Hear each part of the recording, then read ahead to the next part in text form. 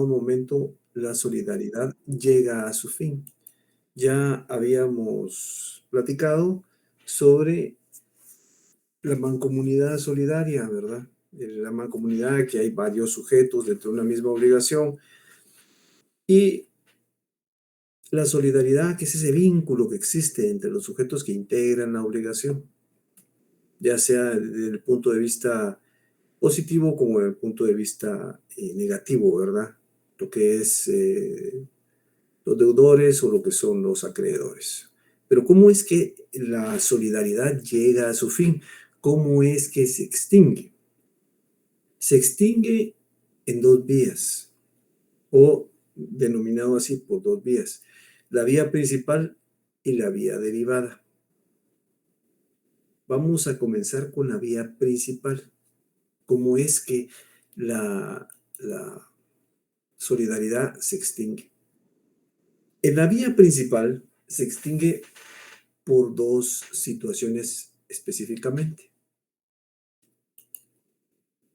La primera de ellas, compañeros, es por la muerte de uno de los deudores, ¿verdad? En este caso, los herederos de ese deudor que era solidario no quedan obligados solidariamente. Van a responder por la parte proporcional que les corresponde. Es decir, yo solicito un préstamo al banco junto con mis dos hermanos. Somos tres deudores, pero yo fallezco.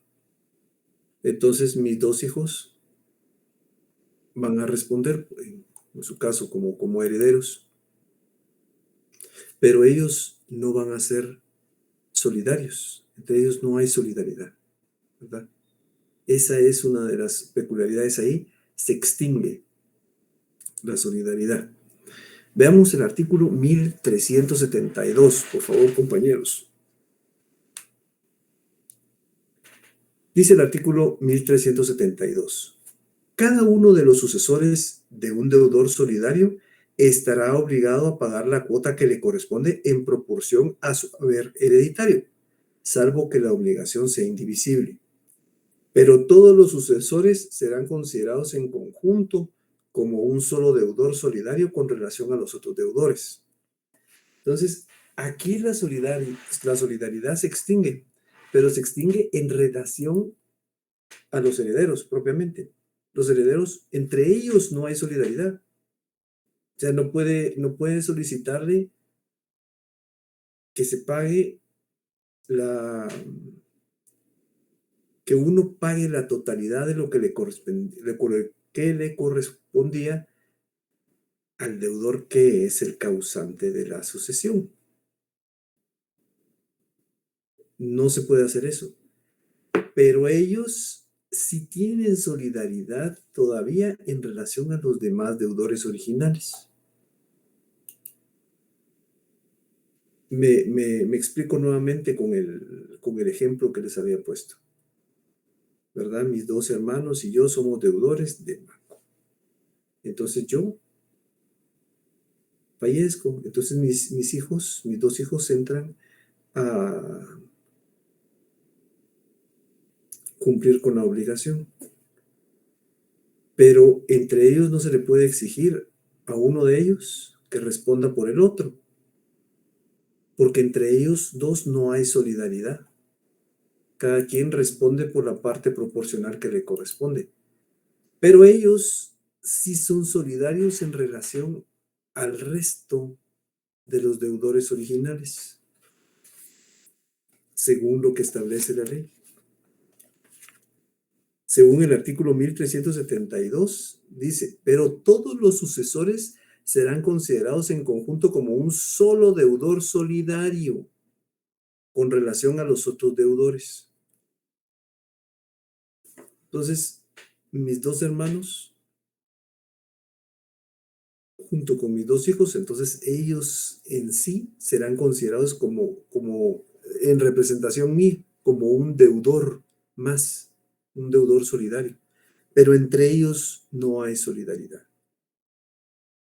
Es por eso que se les menciona precisamente como parte de la extinción de la solidaridad. Es un tema bien interesante, ¿verdad? Porque como para una situación no son solidarios, pero para otras sí.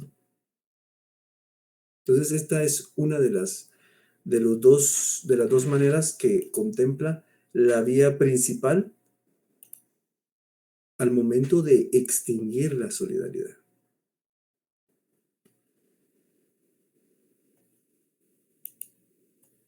Luego tenemos la renuncia del acreedor.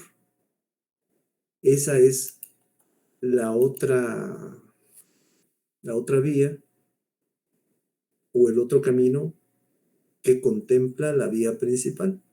La primera es la muerte de un deudor y la segunda, la renuncia del acreedor. La renuncia del acreedor puede ser una renuncia total o parcial o individual. La renuncia total es la transformación que el acreedor hace de la deuda solidaria y la vuelve mancomunada. Es decir, renuncia a la solidaridad en sí. Entonces cada quien va a responder por la parte que le corresponde, únicamente. Eso es la renuncia total, pero parcial es cuando la solidaridad se extingue, pero solo en uno de los deudores. Entonces solo con uno se extinguió la solidaridad. Veamos el artículo 1367, por favor, compañeros, del Código Civil. Dice, si uno de los acreedores solidarios libera solamente a uno de los deudores solidarios, ese hecho no altera los derechos de los demás acreedores ni las obligaciones de los demás deudores por el resto de la obligación. Esto quiere decir que cuando es parcial es en relación a uno de los deudores nada más. Cuando es total es a todos, ¿verdad? Ahí se afectan a todos y la obligación se transforma de mancomunadamente solidaria a mancomunadamente simple. Pero en este caso no. En este caso solo es en relación a uno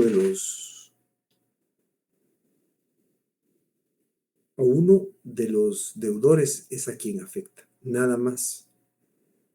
Para tenerlo un poquito más claro, porque con la total es un poco más transparente la situación, porque bueno, entonces todos quedan, se transforma toda la obligación, ¿verdad? Entonces se modifica la situación de todos.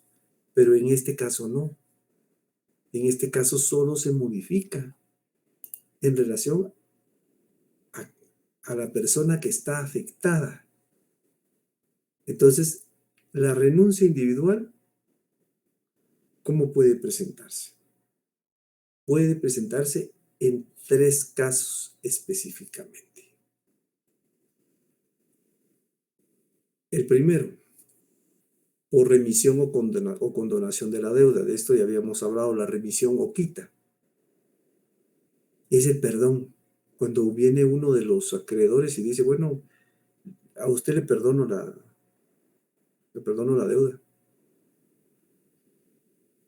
Volviendo al caso de mis 2 hermanos y yo, junto al banco, y el banco dice, bueno, a usted, Juan Francisco, le voy a perdonar la deuda. Entonces ahí se extingue la obligación, pero únicamente en relación a mí, porque a mí es el que están perdonándole la deuda. Luego tenemos el segundo de los enunciados. Por pago parcial o cuando el acreedor acepta el pago parcial.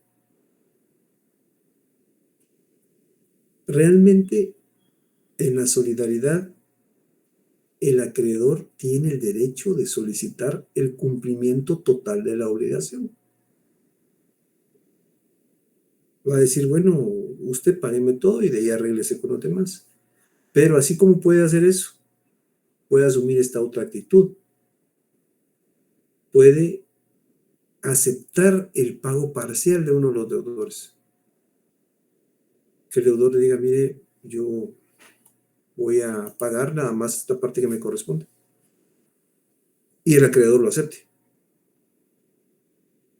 Entonces, ahí hay una modificación porque hay una renuncia parcial de la solidaridad en relación a la persona que está pagando. Porque ahí está renunciando a la solidaridad el acreedor de uno de los deudores. Veamos lo que dice el artículo 1366. El pago parcial aceptado por el acreedor y la quita o remisión que hiciere, es decir, el perdón de la deuda, que hiciere a uno de los deudores solidarios no altera sus derechos por el resto de la deuda, ni los deudores entre sí. Eso quiere decir que a él no le va a los demás no les va a afectar. Ellos van a continuar igual, van a ser solidarios.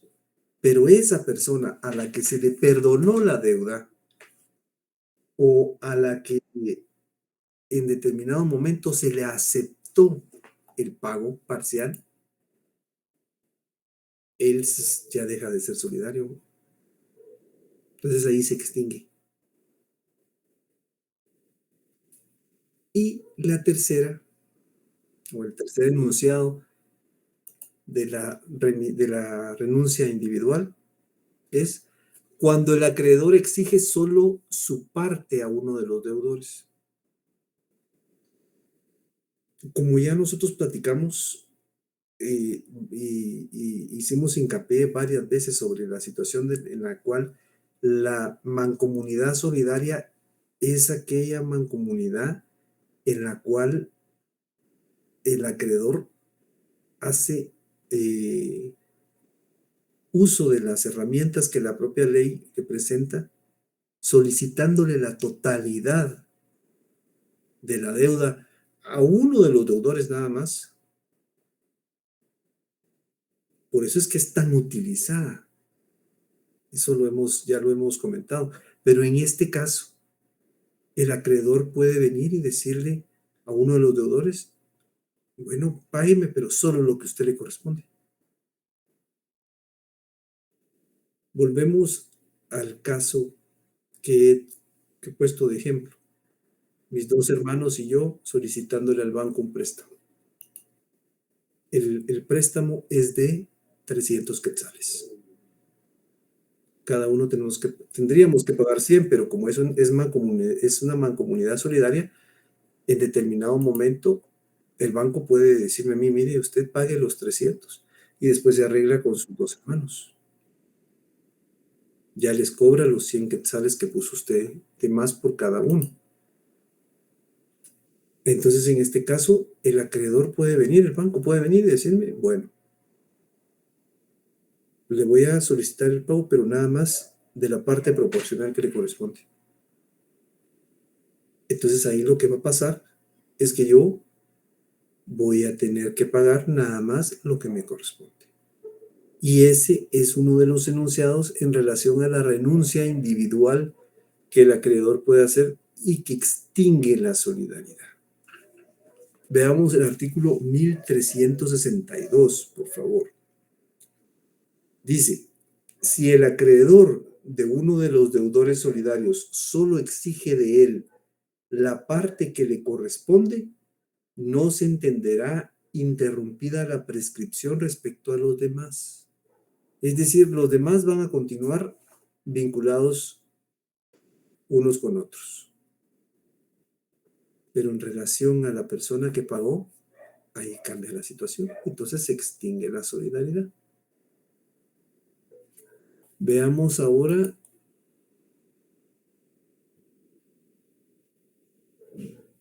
cuáles son las consecuencias de la extinción parcial, es decir, cuando solo una de las partes o de los sujetos se ve afectada. Entonces, dice, el primero, siempre que hay extinción parcial, el acreedor mantiene sus derechos sobre los demás deudores. Esto quiere decir que solo afecta a la persona en la cual se aplicó. Nada más a la persona en la cual se aplicó. En mi caso, si a mí me perdonaron una deuda o me obligaron a pagar nada más la parte proporcional que yo debía, entonces se extingue la solidaridad, pero en relación a mí. Los demás no. Los demás continúan siendo deudores solidarios. Que esa es una de las particularidades tan interesantes de esta situación, porque ahí no se puede en determinado momento eh, afectar a los demás, porque solo es a uno. El segundo de los efectos o consecuencias es que entre codeudores, si alguno cae en insolvencia, su cuota se reparte entre los demás deudores, incluyendo al liberado. Pero esto solo si hay extinción. Entonces sí hay un poco de conflicto ahí, pero solo es en el caso de que haya extinción. Entonces ahí sí puede en determinado momento afectar la insolvencia de uno de los deudores a los demás. Como el caso que yo les puse, el ejemplo que yo les puse, que muy al inicio uno solicitaba un servicio de telefonía celular muy al inicio, cuando comenzó la telefonía celular, y era un servicio colectivo, y si uno no pagaba, cortaban el servicio a todos, dejaban de proporcionar. Entonces, en esta situación particular, cuando hay una extinción, entonces sí se da esta situación. Ahora, el último dice, si el acreedor quiere liberarlo de toda obligación, él asume esa parte, ¿verdad? Bueno, yo lo voy a perdonar, entonces yo asumo quedo con ese gasto, ¿verdad? Veamos el artículo 1370. Dice, artículo 1370 del Código Civil. Si el acreedor hubiere renunciado a la solidaridad respecto a uno de los codeudores y otro de ellos cae en insolvencia, la parte de la deuda del insolvente será repartida proporcionalmente entre todos los deudores, comprendiendo al que había sido liberado de la solidaridad. Esto es de lo que habíamos platicado. Sin embargo, si se comprueba que el acreedor quiso liberar de toda obligación al deudor, respecto del cual renunció a la solidaridad, la parte proporcional de este quedará a cargo del acreedor. Si en determinado momento el acreedor dice, bueno, yo renuncio a la solidaridad de esta persona, de este deudor, entonces ya eso lo asumirá el propio acreedor. Él es el que está dando el dinero. Él lo va a asumir, ¿verdad? Bueno, no quiero que sea solidario, que se extinga la solidaridad en relación a él. Entonces, por eso es que la ley lo contempla de esa manera. Pero es interesante ver que en este caso, si hay en determinado momento insolvencia, ahí aunque se haya extinguido la solidaridad en relación al deudor que fue ya sea perdonado o pagó parcialmente, pues entonces igual la cuota se va a repartir, incluyéndolo a él. Eso es lo relativo a la vía directa, compañeros, ¿verdad? Donde está lo de la muerte del deudor y entran los sucesores, las personas que lo van a suceder. Y en segundo lugar, tenemos la renuncia total o individual, parcial, de la solidaridad en sí, en relación a la obligación, dentro de la obligación, perdón. Ahora tenemos la otra vía, por la cual se extingue la solidaridad. y es la vía derivada o consecuencial. Esta vía, esta situación, es el resultado, compañeros, del pago total de uno de los deudores. Y transforma entonces la deuda en siempre en algo, una obligación conjunta entre los propios deudores. O sea, ahí hubo un pago total. Entonces ahí ya habrá que arreglarse posteriormente, ¿verdad? En relación entre los propios deudores. Esta es bastante más clara. Aquí se pagó totalmente, entonces ya prácticamente se queda extinguida la solidaridad, ¿verdad? Ya se terminó. Es un poquito más elaborada la vía directa, porque tiene más enunciados y causales que pueden invocarse para extinguirla. En esta no, en esta es total, ¿verdad? Veamos la siguiente diapositiva.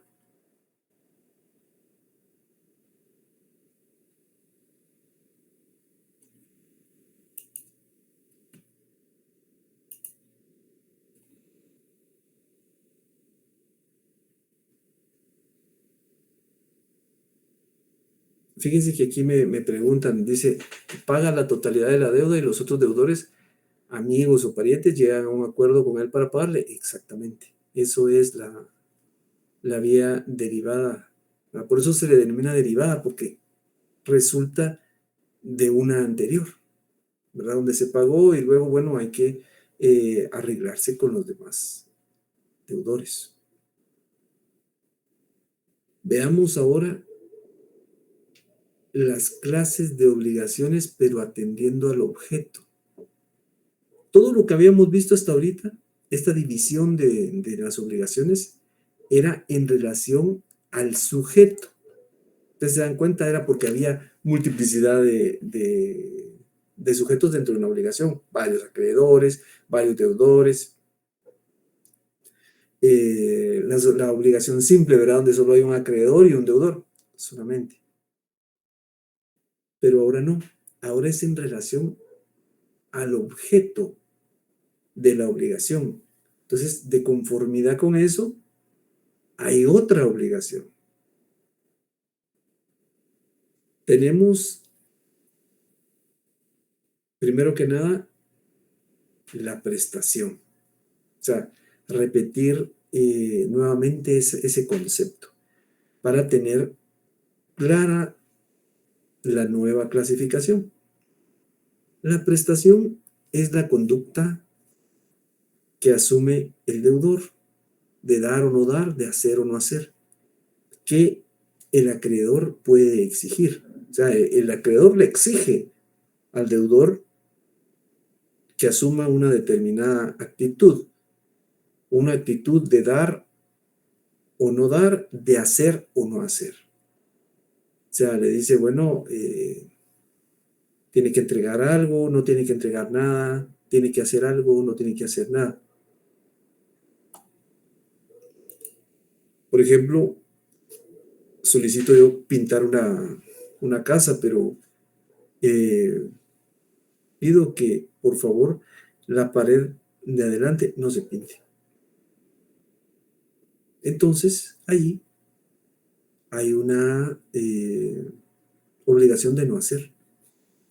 Entonces, yo como acreedor que estoy pagando, le exijo a quien vaya a pintar, que va a ser en este caso considerado como deudor,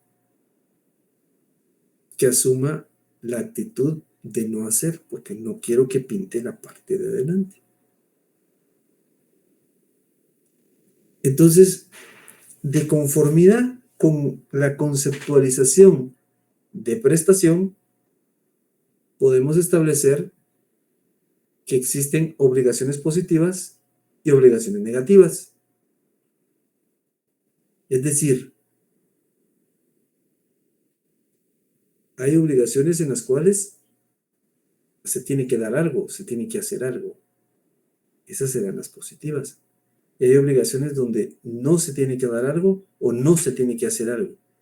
Esas serán las obligaciones negativas, ¿verdad? Abstenerse de realizar algo, omitir algo. Entonces, derivado de la conceptualización de prestación, nosotros podemos establecer la conceptualización de obligaciones positivas y obligaciones negativas. Vamos a comenzar con las obligaciones positivas. Las obligaciones positivas son aquellas en las que hay que dar o hacer algo, ¿verdad? Entonces, se les conoce también como obligaciones positivas de dar y obligaciones positivas de hacer. Dentro de las obligaciones positivas de dar, hay una clasificación muy importante, en la cual contempla una serie de situaciones y circunstancias. La primera, dentro de estas obligaciones de dar, aquí tenemos que observar el hecho de que las obligaciones de dar, pues siempre son o llegan al objetivo de requerir que se entregue algo o que se dé algo, ¿verdad? Esa es la esencia de este tipo de obligaciones, donde se entrega un bien o un derecho real, ¿verdad? Derivado de eso, estas obligaciones pueden asumir ciertas formas. ¿Y cuáles son estas formas? La primera de ellas, la primera obligación positiva de dar, es las obligaciones traslativas de dominio. El dominio o propiedad para muchos autores es un sinónimo.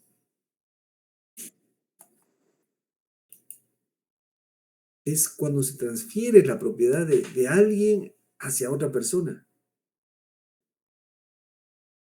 Entonces, la primera obligación de dar de esta clasificación son las obligaciones traslativas de dominio. Yo traslado el dominio de un bien a otra persona, ya sea porque me compró el bien, ¿verdad? Me dio dinero. Entonces, la obligación mía, la obligación es entregar ese bien. Entonces, tengo que dar el bien. Entonces, está clasificada como una obligación positiva de dar. En una compraventa, estoy comprando una casa, estoy dando el dinero. La obligación es entregar el dinero, entregar la casa. Una obligación positiva de dar. Ahora, ¿qué otra forma puede asumir este tipo de obligaciones? La primera ya vimos que es entregar un bien. La segunda es la constitutiva de un derecho real. Derechos reales, ustedes lo vieron en los semestres anteriores, en derecho civil. Derecho real, un derecho real es el poder inmediato y directo que tiene una persona sobre un bien. Y con ese puede disponer, dispone de ese bien. Entonces, puedo en determinado momento constituir un usufructo, ¿verdad? Constituir una servidumbre. Vayamos al usufructo. El uso de los frutos. Entonces, ven que constituyo usufructo sobre un bien. puede ser que eso sea derivado de un contrato, de una obligación. Yo me obligué a constituir el usufructo en favor de una persona, me lo compró, o simplemente me lo voy a reservar. Entonces ahí estoy ante una obligación positiva de dar. Tengo que dar algo. Entonces estamos ante la segunda forma que puede adoptar esta obligación. La primera, la traslativa de dominio. La segunda, la constitución de un derecho real. Entonces, vemos cómo esto se puede derivar de esa conceptualización al inicio de lo que es prestación, ¿verdad? Ahí tenemos la actitud de dar o no dar, de hacer o no hacer. Entonces, como estamos en algo positivo, entonces es de dar. Y derivado de esto podemos encontrar las obligaciones traslativas de dominio, las obligaciones constitutivas de un derecho real. Derivado de una obligación tenemos que constituir un usufructo. O en determinado momento o comprar una casa u otra situación. Veamos la siguiente diapositiva.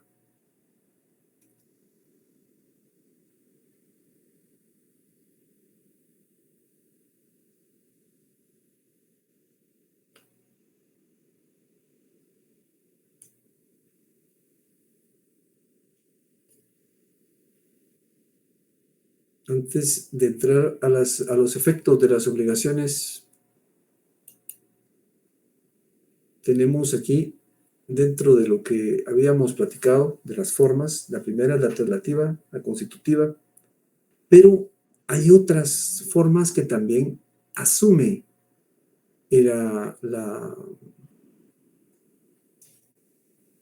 estas obligaciones positivas de dar.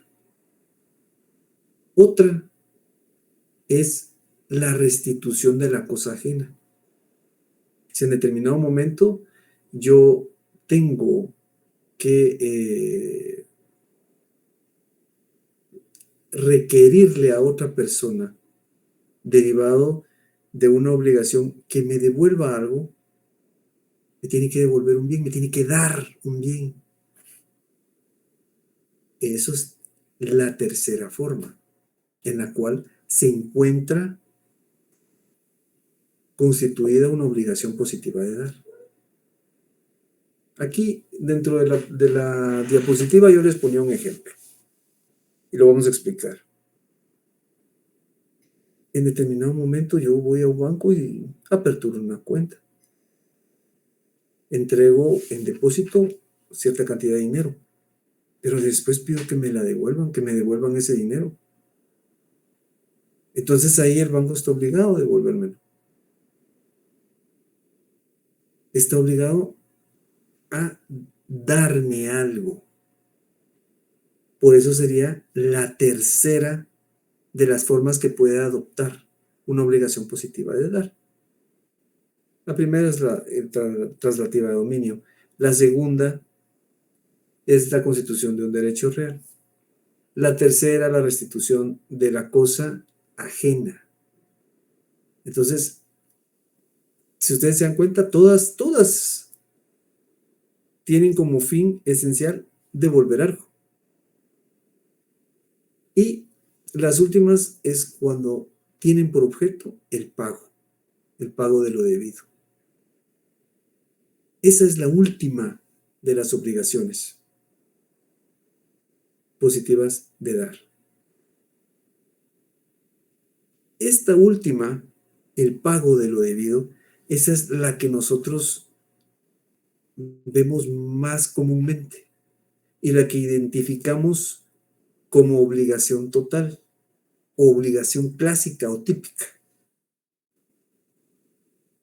El ejemplo de un préstamo, que es un contrato de mutuo, un préstamo. Yo vine y acudí al banco y solicité que me prestaran cierta cantidad de dinero. ¿Qué tengo que hacer ahí? Le tengo que pagar al banco. Tengo que devolver ese dinero. Y eso es una obligación positiva de dar. Tengo que entregar algo, tengo que darlo. Y es positivo, porque si fuera negativo sería de no dar. Entonces, esa es otra de las formas que adopta las obligaciones positivas de dar. Y vamos a entrar a los efectos de las obligaciones de dar.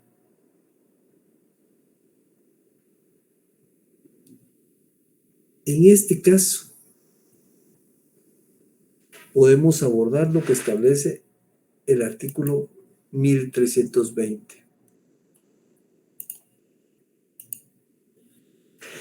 El artículo 1320 de nuestro Código Civil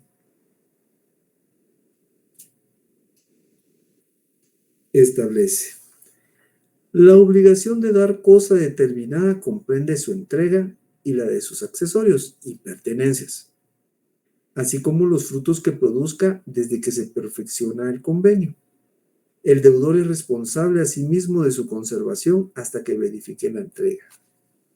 Entonces, derivado de esto, nosotros podemos tomar los efectos que se presentan en este tipo de obligaciones. Del lado del deudor, como es algo que se tiene que dar, ¿verdad? Se entrega. Del lado del deudor, el deudor queda obligado a entregar la cosa debida, ¿verdad? Eso es lo que tiene que hacer el deudor, tiene que entregar, ¿verdad? Tiene que entregar los accesorios y pertenencias, o sea, lo que se deriva de la cosa. Es posiblemente que no tenga accesorios, pero probablemente sí los pueda tener. Depende del bien que se esté entregando, ¿verdad? Tiene que entregar los frutos que se produzcan desde que se contrajo la obligación.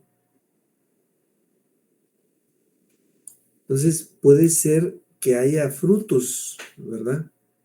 Intereses o alguna cosa así, que se deriven de la propia, del propio bien, desde el momento en que se constituyó la obligación, ¿verdad? En ese momento. Entonces, esos son los efectos que va a tener de parte del deudor. Y por último, la cosa que tiene el deudor en su poder y que va a entregar, debe mantenerla en buenas condiciones hasta que lo tenga que devolver. Entonces, en la clase pasada leímos un artículo en relación a la comunidad de intereses, ¿verdad? Y comunidad de responsabilidades. Para eso, cuando los temas que la ley toma para poder constituir la solidaridad, los enunciados que la ley, sobre los que la ley se basa. Dentro de esto, nosotros, dentro de la comunidad de intereses, vimos lo que era vimos la comunidad de intereses que puede suscitarse dentro de los comodatarios en el contrato de comodato, dentro de los contratos de garantía. Y en este caso, el contrato de comodato es un contrato que todo esto lo digo a manera de ejemplo, ¿verdad? Los contratos de comodato los veremos o se verán en el próximo semestre. Pero en este caso, el contrato de comodato, para ponerles un ejemplo, fue el que más se utilizó al inicio de la telefonía celular. En la actualidad se sigue utilizando, pero ya no es tan usual. Entonces ahí le entregaban a uno su teléfono y uno pagaba, ¿verdad? Por el servicio. Y uno mantenía el bien con uno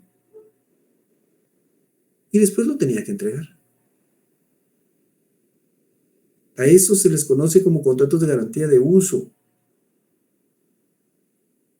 Y aparte están los contratos de garantía de consumo, donde tenemos el contrato de mutuo o el préstamo normal.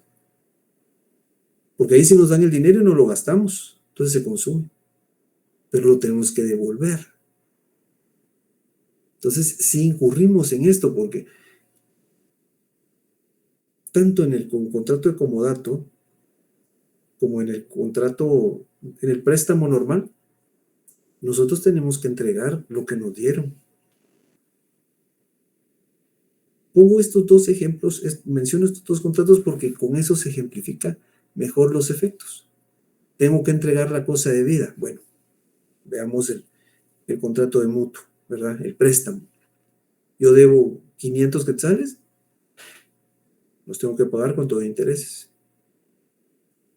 Entregar los accesorios y pertenencias, probablemente volvamos al contrato de comodato dentro de la telefonía celular. Probablemente el teléfono tenga algunos accesorios que estoy obligado a devolverlos. Los frutos que se produzcan. Posible que estos bienes generen frutos, ¿verdad? Los tengo que devolver. O conservar el bien. Supongamos que tengo el teléfono. Yo me acuerdo que en esa época el teléfono debía de estar en buenas condiciones y uno lo devolvía. Después se dio la opción para que uno lo pudiera comprar. Pero en ese momento se devolvía y tenía que estar en buenas condiciones. Entonces esos son los efectos del lado del deudor que traen como consecuencia estas obligaciones. Las obligaciones positivas de dar. Pero ¿cuáles son los efectos de parte del acreedor? Es lo contrario a esto. Tiene que exigir la entrega de la cosa, ¿verdad? Tiene que exigir que se le entregue. Si me dieron un préstamo, me van a decir, bueno, págueme. Yo le presté a usted 500 quetzales, págueme los 500 quetzales, con todos los intereses. O si tenía accesorios, el bien, déme los accesorios. También. O los frutos, debe de entregarlos. Si el bien generó frutos, también hay que entregarlos. Es todo lo contrario a los efectos del lado del deudor. Y conservar la cosa en buenas condiciones. Entonces, uno como acreedor le va a decir, bueno, lo que se le entregó, por favor, devuelvan, pero en buenas condiciones. Entonces, todo esto tiene que ver con las obligaciones positivas de dar, que en términos de generalidad son las obligaciones un poquito más usuales. No quiere decir que las otras no se den, pero se dan también y bastante. Pero estas todavía se dan más en la práctica. Entonces, estas, partiendo desde el hecho de que pueden asumir diferentes formas, ¿verdad? Al momento de entregar un bien. La tratativa de dominio, constitución de un derecho real. Entonces, todo esto tiene que ver con la esencia de la obligación como tal, que es el hecho de entregar un bien. A ver, aquí la compañera Sonia Beatriz Aguilar Curajay levantó su mano.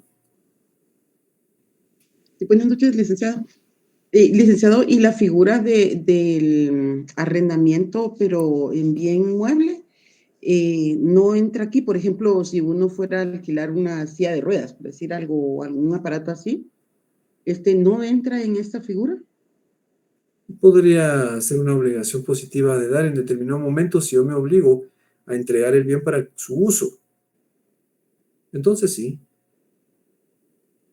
yo tendría que entregarlo únicamente para que se utilizara, ¿verdad? No en propiedad. Volvemos a la clasificación de las obligaciones de dar, positivas de dar. ¿Qué forma puede asumir, verdad? ¿Transmite el dominio, es decir, la propiedad? No. ¿Constituye un derecho real? Probablemente el uso, ¿verdad? Porque no es la restitución de la cosa ajena, ni tampoco se tiene por objeto el pago de lo debido, sino aquí estamos utilizando nada más el uso. Le vamos a dar el uso de esa cosa a la otra persona. Se lo estamos alquilando y estamos obteniendo algún beneficio. Entonces podría ser una obligación positiva de dar. No sé si respondo a su pregunta, compañera.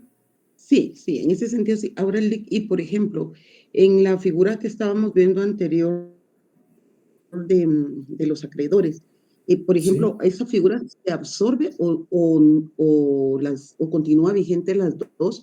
Por ejemplo, en el caso de un crédito hipotecario, ahora lo que se hace es que se contrata de una vez, se incluye de una vez un seguro y este es el que hace como condonación de deuda en caso de muerte o en caso de, que le digo, Ah, de discapacidad. No, ahí esas figuras son diferentes fíjese que lo que o no. pasa es que ahí estamos utilizando una figura distinta a esta, porque en este caso es la pura actitud que puede asumir el acreedor, lo que estamos viendo nosotros, donde el acreedor puede decir, bueno, yo le perdono la deuda o le acepto el pago parcial, o en relación a los herederos, ¿verdad? Lo que sucede es que en la actualidad un acreedor difícilmente se va a arriesgar a solicitar el pago de la obligación a los herederos, ¿verdad? Porque eso es un poco más complicado y genera más costos económicos. Entonces aquí utilizan un seguro. Pues cuando se produce la muerte de alguien, el seguro le paga al acreedor. Se termina la deuda, se cumple. Y se evitan esto. Pero esto se puede dar. Es de conformidad con la ley. En la actualidad se hace así, pero es porque en algunos casos, ¿verdad? El acreedor se cubre. Entonces él no pierde. Si la persona muere, pues entonces el seguro le paga. Es por eso que se lleva a cabo de esa manera. No sé si respondo a su pregunta, compañera. Sí, sí, claramente. Gracias, licenciada. A la orden, compañera. A ver, la compañera Jamie Anaí Cruz Escobar. Buenas noches, licenciado. Una Buenas noches, pregunta. compañera. En la extinción de la solidaridad por la muerte de un deudor, en este caso, los otros dos deudores solo pagarían la deuda que les corresponde. No, fíjese que es que ese caso es interesante porque eh, el caso es que aquí se dan las dos situaciones y le comento por qué. Aquí les trasladé yo por muerte de un deudor. Los herederos del deudor no son solidarios entre sí. Es decir, yo solicité un préstamo y con mis dos hermanos, pero yo fallecí. Entonces mis hijos se van a encargar del cumplimiento de la obligación. Pero entre mis dos hijos, ellos no son solidarios, ellos solo van a pagar lo que les corresponde a cada uno. Supónganse que la deuda era de 300 quetzales, cada uno tenía 100. Pero en este caso mis hijos, que son dos, se quedarían con la deuda. Y la deuda eran 100 quetzales, 50 cada uno. Entonces cada uno va a responder por la parte proporcional que les corresponde. Pero en relación de ellos dos a los otros dos deudores, ahí sí son solidarios. O sea, si viene el acreedor y dice, bueno, ustedes dos páguenme la totalidad, lo van a tener que hacer. Entre ellos mismos no son solidarios, pero en relación a los otros deudores sí lo son. Es un poco complicado y de hecho pierde un tanto el sentido, pero es en relación nada más a ellos, a los herederos. Entre ellos, entre los herederos, no son solidarios, pero ellos mismos, como ellos están cubriendo prácticamente el espacio que dejó el heredero que causó la sucesión.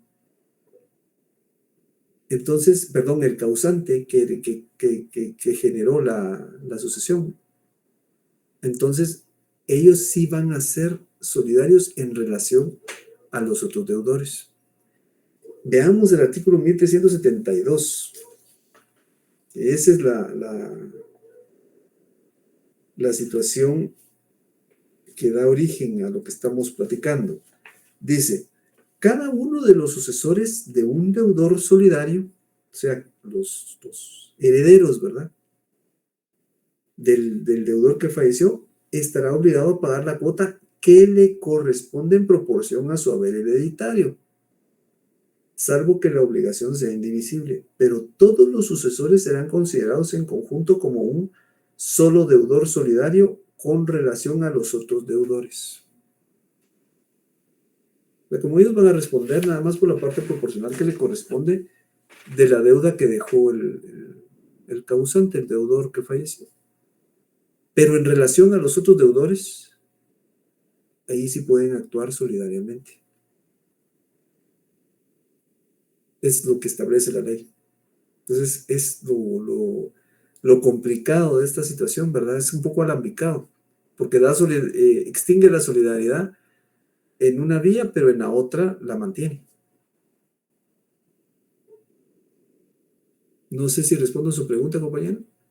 Sí, muchas gracias, licenciado. A la orden, compañera. A ver, ¿alguien más? Abner Osvaldo levantó la mano.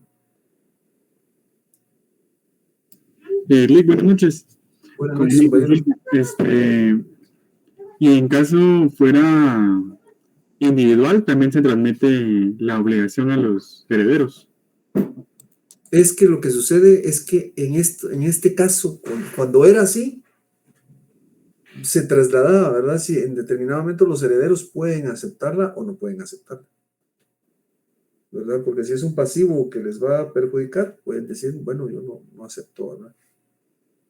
Pero en la actualidad, como bien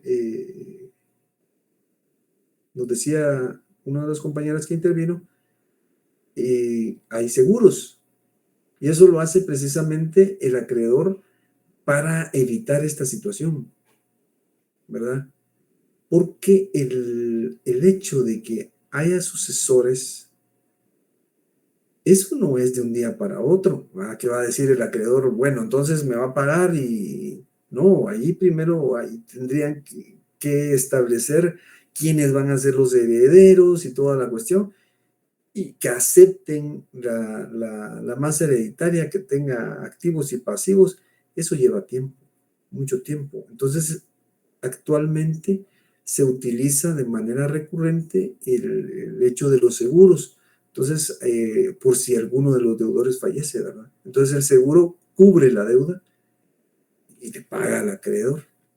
Pero no debemos de contemplar solo eso, sino que esto que contempla la ley, porque en determinado momento nosotros podemos ver todo lo que la ley contempla en relación a eso, ¿ya? Si en la mancomunidad solidaria se puede presentar, ya no digamos en la mancomunidad simple o en una obligación simple. No sé si respondo a su pregunta, compañero. Sí, Lick, bastante claro. A la orden. Bueno, compañeros, yo hasta aquí dejaría la clase del día de hoy. Yo les agradezco la atención y el esfuerzo, porque yo sé que ya hoy es el último día, ya mañana ustedes no tienen clase. Entonces, nos vemos después de Semana Santa, el primer martes, compañeros. Que tengan un excelente descanso. Pasen una feliz noche y que Dios me los bendiga.